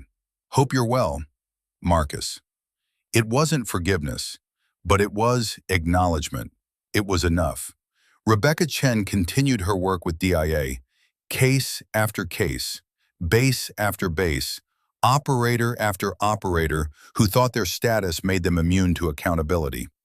The conviction rate remained high, the resistance remained fierce, but the culture was slowly shifting. Bull Patterson, now 72, still consulted on cases, still trained investigators, still carried his daughter's photo, still worked toward a military where her death would matter, where the system would protect victims instead of predators. One evening, Rebecca drove to Bull's farm to brief him on a completed case. Another conviction, another abuser held accountable. They sat on his porch, watching the sun set over Virginia farmland. How many is that now? Bull asked. 43 convictions in 7 years. Dozens more cases that led to administrative punishments or discharges. 43 people who thought they were untouchable, who learned they weren't. Rebecca was quiet for a moment. Do you think it's enough? Does it balance the scales for your daughter? Bull looked at Rebecca Patterson's photo, visible through the window. Nothing balances those scales. She's still dead. The man who killed her is still living comfortably in retirement. That injustice doesn't get undone. He turned to Rebecca Chen. But 43 predators face consequences they wouldn't have faced without our work. Hundreds of potential victims were protected because those predators were removed. The culture is changing. Slowly, imperfectly, but changing. That's what Rebecca would have wanted. That's her legacy. They sat in silence as darkness fell. "What about Dalton?" Rebecca asked. "You still track him?" "He's doing good work. Homeless veterans shelter. Counseling. Using his story to help others avoid his mistakes. It doesn't erase his crimes, but it suggests redemption is possible." "You believe that? That people like him can actually change?" Bull thought about Vietnam, about all the men he'd killed and the ones he'd saved, about his daughter and the system that failed her, about Marcus Dalton and the choice between bitter and better. "I believe people can surprise you, both ways. I've seen good men become monsters. I've seen monsters remember how to be men. Dalton chose the hard path. That counts for something." Rebecca stood to leave, stopped at the porch steps. "I got a new assignment, Camp Lejeune, full investigation of systemic issues. They want someone who knows the base." "That's where we started, where you took down Dalton." 5 years later, time to see if the reforms stuck, if the culture really changed. Bull smiled. "You nervous?" "Terrified. What if we didn't change anything? What if it was all just theater and the rot's still there? Then we do the work again, and however many times it takes. That's the job. You know that." Rebecca descended the steps, turned back one final time. "Bull, thank you for everything, for training me, for believing this work matters, for keeping your daughter's memory alive through action instead of just grief. Thank you for being the weapon she needed, the one I couldn't be for her." Rebecca drove away. Bull returned to his porch and his daughter's photo and the twilight settling over the farm. 5 years and 3 months after the confrontation, Rebecca Chen walked into the Camp Lejeune mess hall at 06:43 hours. Same corner table, same technical manual, different mission. The base had changed. She could feel it in the way Marines moved through the space. Easier, less tension. Female personnel sat without the hypervigilance she'd seen before. Junior enlisted didn't flinch when senior NCOs passed. "Ma'am?" Rebecca looked up. A young gunnery sergeant stood beside her table. Hispanic, maybe 5'6", compact and confident. His name tape read, Martinez. "Gunny Martinez, I recognize you from the files." Martinez's expression flickered. "You're the investigator from that morning." "I am. How are you doing?" "Good, ma'am, really good. Scout sniper instructor now. Teaching kids that excellence doesn't require ego." He paused. "Thank you for what you did, for making them listen. You made them listen when you told your story.